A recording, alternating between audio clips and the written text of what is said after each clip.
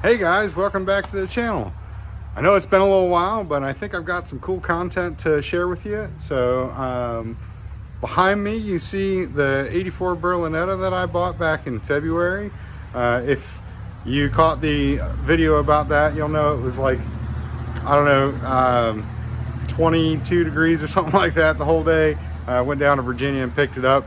So anyways, go back and check out that video. It's got all kinds of details about like why we built it, the way we built it, and stuff like that. So, but at any rate, seems like there's been kind of a resurgence of kind of like slow car activities at the track recently. And I was thinking that this might be a fun budget project to get my feet wet again, I guess you could say, in some of the slower stuff. Now this car won't be particularly fast at all. It'll actually be slower than most of the slow car stuff, but it might be fun to kind of document some of the stuff that we can do as average Joes trying to get their cars to just be better than what they are. So come along for the ride.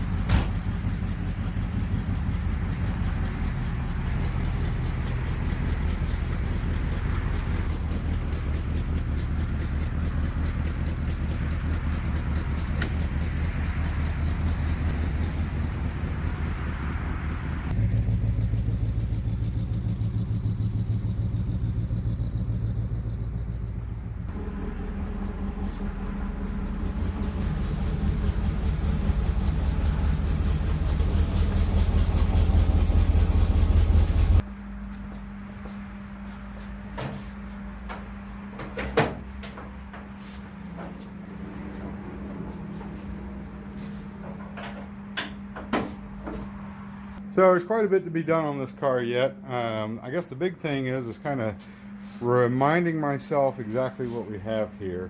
I know it's a 305. I know that it was like out of a 92 RS, the short block was. And I know that I put a set of 416 casting, the 305 HO heads on it. And I'm pretty sure it's got a set of aluminum roller rockers that were kind of like left over from an old build.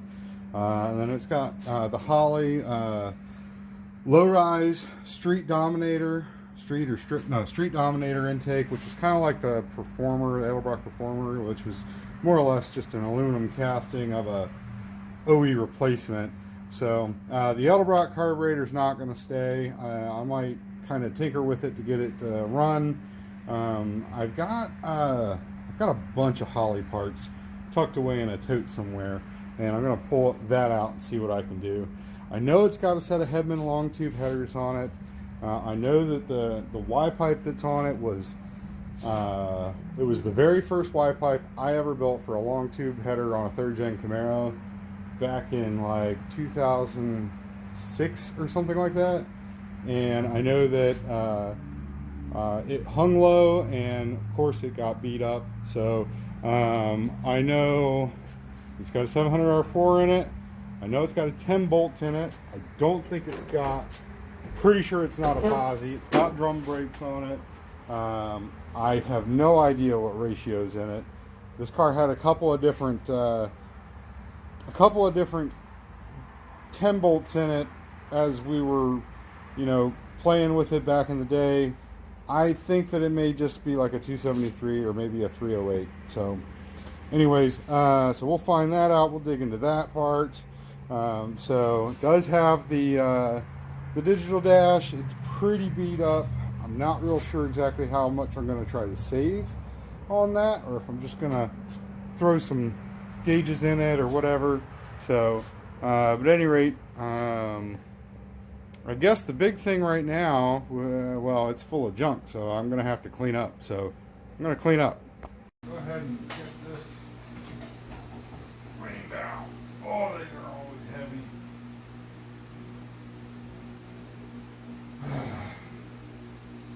The struts are always blown. a second. Wait a second. I'm pretty sure I have, oh, yes. That is a brand new pair of hatch struts. Remember I said I was putting this together with a bunch of spare parts. I've had these hatch struts for like, oh gosh, maybe 3 years. I bought what I thought was a pair. I bought 2 of them in maybe like 2019, probably for my mom's car. And what showed up was 2 pairs. So I ended up with 2 extras. So it's like a freebie almost.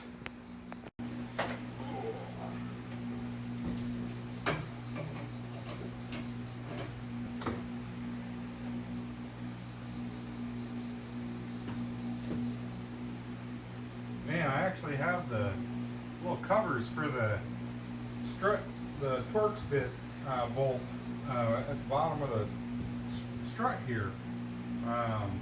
Actually, they're on both sides. These are almost always broken.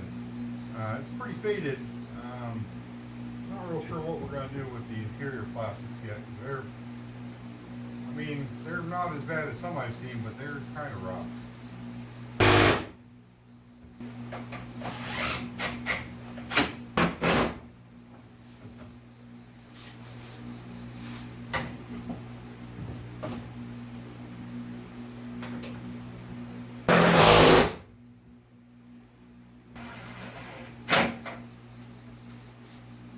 Now that I got the rear lift supports on, I kind of feel like I should get some fresh ones for the front. Well guys, I was able to get the junk out of the car, at least the stuff that was in the car that I had stored while I was doing my mom's car. I ended up with a whole bunch of extra interior pieces and stuff like that, and that's what all that stuff was that you guys saw earlier in the video. So here's a few things that we know now that we didn't before. So the wiring in this thing is, I wouldn't say it's jacked up, but there is a bunch of extra wiring for aftermarket parts. I know there's an electric, like clicky-clack style fuel pump in here, and so there's a switch and some wiring in there for that. I know that I only have currently one window switch. The other one, all the guts fell out. I'd never even seen that before. Anyways, I'm pretty sure I've got one of these hanging around. So good thing is that both windows go up and down, so, or at least down. So I haven't tried up yet. The carpet in here is pretty hashed. As you can see, the driver's side T-top leaks. So we've got some wet spots down in there. The carpet I'm going to replace. I've actually got the carpet that came out of my mom's car, because I put all brand new stuff in hers. This has got it's a really sun faded front section. It used to be charcoal, and now it's kind of it's kind of almost green. And I've got a 4th gen console that I acquired while I was working on stuff for my mom's car, so I'm going to put that in here as well. So I think at this point probably need to pull the seats out and get the console out and try and get the carpet out. So I know this thing's been sitting on a trailer outside for well, since February, so at least 7 months. So I'm hoping that whatever's going on down there is not hurt the floor of the car, or at least not too bad. So this car was once upon a time a rust-free Georgia car, so hopefully it's still a rust-free Georgia car. Yep, seats are out, and it's as gross as you might think it might be. No smells though, so that's not too bad. So I'm gonna keep moving forward. Well guys, we got some good news and we got some not as good news. So this area here was where all the standing water was, and it looks basically perfect. That area over there, while it looks a lot worse than it actually is, was an unexpected find. I simply did not think that that was a problem area, truthfully. Anyways, so I guess we had maybe a T-top leak on that side, or maybe a heater core at some point that had gone bad. You can see there's a little hole out there. That's really the only ventilation that we've got going on. Everything else is pretty much just a bit of surface rust. So I'm actually going to just pretend I didn't see that for the moment, considering kind of what we're wanting to do with the car.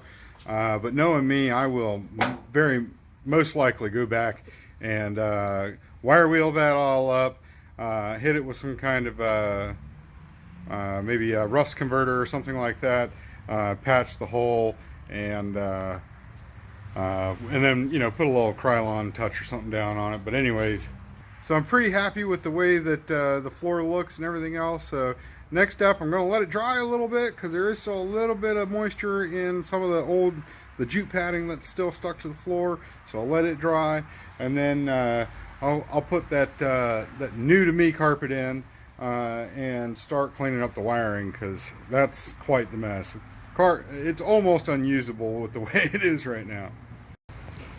Well, I got the new to me carpet in. As you can see, it was a charcoal color when we first got it, and this is an aftermarket replacement carpet that came out of my mom's '84 Firebird. But it got sun-baked real bad, the front did, and the back had gotten wet, and then it froze, and then it mildewed, and so we ditched the back entirely, and I put all brand new carpet in there. And oof,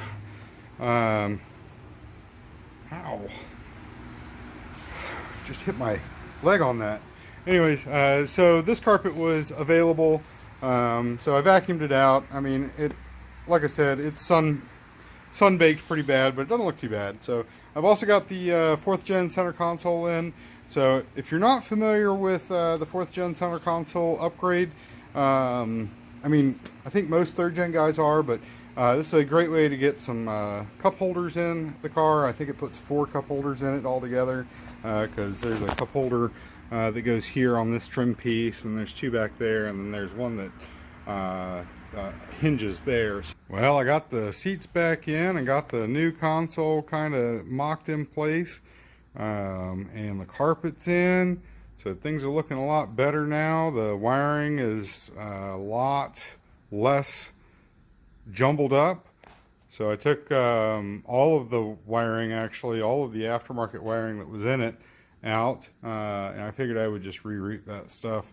So try and reuse the components that we have, and that way, you know, just again trying to save on some money so that we can spend, you know, money on gasoline and going to the racetrack. So that's kind of the whole point. So, but the seats in this car, not my favorite color. Interior color is not my favorite color. I'm not a huge fan of blue, but that was a big thing back in the I guess late 70s, early 80s, because I've seen a lot of 2nd gens that had that same color. Shoot, Mom's car had this same color in it before I changed it. But the seats are in actually really, really good shape. So, I mean, they're a little dirty, but the only tears are over on the driver's side. So it's got a small tear on the bolster there, and then a couple of small tears in the base of the seat there. So definitely gonna get some fresh seatbelt receivers at minimum. Need to get seat belt guides for the headrests, so that this isn't flopping all over the place. So carpet looks so much better. This is an automatic shifter plate or shifter cover here. So of course the 3rd gen automatic shifter and the 4th gen automatic shifter are in different positions, so it doesn't fit at all. So I cut it up some, trimmed it up. I'm going to make a panel, and then I think I'm going to put the window switches, and I've got a hatch release switch down there as well. I think I'm just going to put them kind of there. So radio situation still kind of up in the air. I mean, I guess we don't need tunes to go to the drag strip, but this is going to be a drag and drive style car, so I want the, you know, I really want radio. So I mean, I've put a radio in the white car, So it'd be nice to have some tunes. So, but I was hoping to get a Firebird radio pod and stick it in there, and quite honestly, it's not going to fit at all without hacking the dash up. And the dash, being Berlinetta stuff, is a little hard to come by, and that dash is actually in pretty decent shape. So I guess, yeah, I don't know. I'm gonna maybe make a custom radio pod, or maybe see if I can't get some kind of like boat or UTV radio holder thingy, or I don't know. We'll have to look and see what's available. So, next up on the debuggering or whatever is going to be figuring out. I got to make that clicky clacky fuel pump work. So ideally that would be in the back of the car, but it's in the front, and we're going to leave it there for now because this fuel system isn't going to stay long term. So I figure we'll clean it up, put hose clamps on it where it's supposed to have hose clamps on it, hook the ground wire back up, since that was not even hooked to anything, and somehow I got the thing to run well enough to get it in the garage. So, and yeah, so maybe do some cleaning on the ignition wires. I'm gonna put some different spark plugs in it for sure. It's got auto lights in it, and I'm not a big fan of that. So last I checked, they were barely finger tight anyways. So all the wiring down there on the HVAC situation, I'm going to try and get that cleaned up. So, but a lot of this is going to stay though, at least for now. So the 305 will stay. Like I said, I'd like to get a different carburetor. So Edelbrock's not really amazing performance carburetor. So anyway, that's all I'm going to do for tonight. So I put it a little over, probably about 2 hours total between what I did after work today and what I did tonight after the kids went to bed. So all we can do is get 15 or 20 minutes in a day. Sometimes you get an hour or two. The big thing is that you stay after it. So, and that's what we're going to do, is just stay after it. Well, I was able to get a few things cleaned up here. Shortened the hoses going into the fuel pump down there, and put some hose clamps on because there was a couple of spots that were missing hose clamps altogether. And then I'm working on rewiring some stuff. So as you can see, I've got a couple of relays over here. One's going to be for the fan, one's going to be for the fuel pump.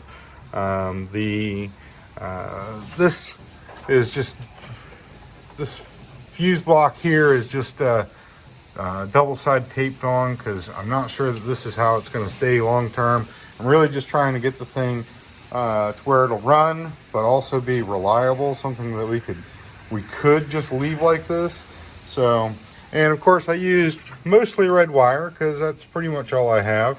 So the other thing I started working on was a switch panel for all the stuff. So one's going to be fuel pump, one's going to be fan, and one's going to be the torque converter lockup.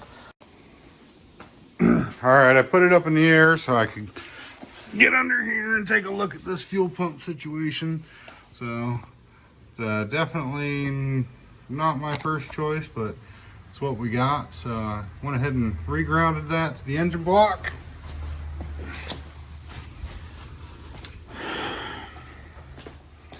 And we'll check out operation.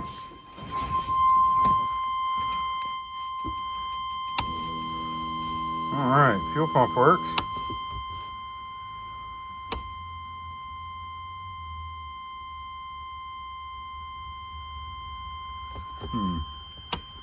That's supposed to be the fan.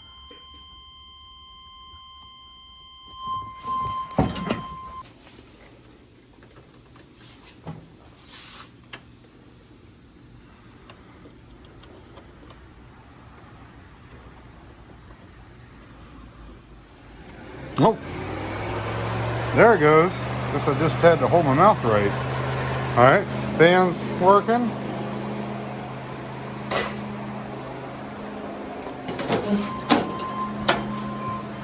Oh.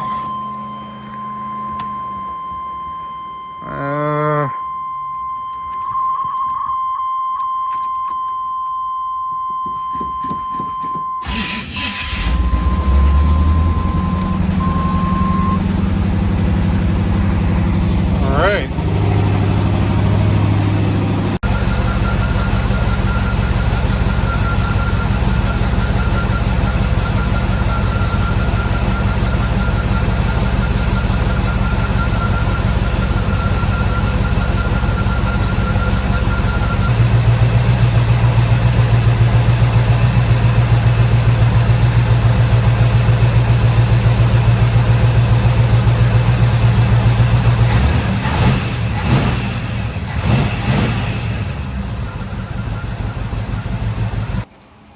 All right, so she really doesn't sound too bad.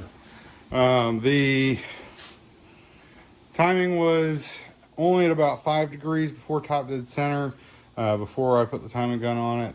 I set it, it's really too high, but I think we'll start, it's basic. I put it to 15 degrees before top dead center at idle. I'm going to recheck it. It just sounds a lot better at idle that way. Seems a lot more happy. I'm going to check it at like 3,500 or whatever. Maybe tomorrow. It's really getting too late. It's dark out. I know my neighbors go to bed early, and my kids are in bed as well. So, but the good news is that this situation over here is a lot more reliable and steady.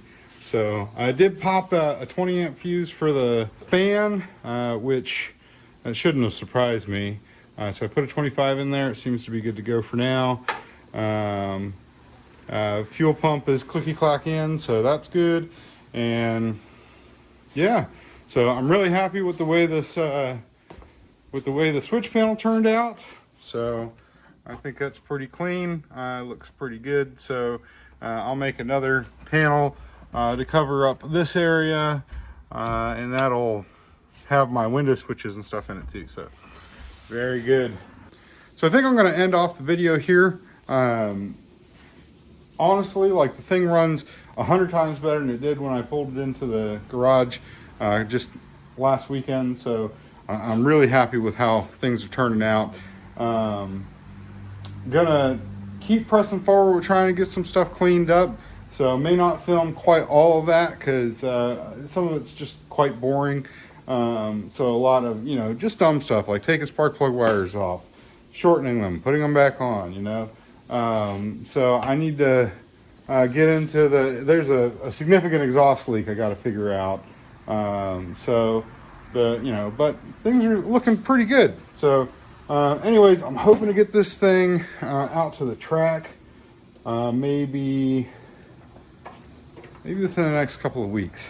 So try and hit up a Friday night or something like that and see. We'll go ahead and baseline it. So just pretty much how it sits. So I may grab the exhaust system off of it because it's pretty rotten. But anyways, thanks for coming by and checking out what we got going on with this slow car stuff. I hope you enjoy it, and I'll see you next time.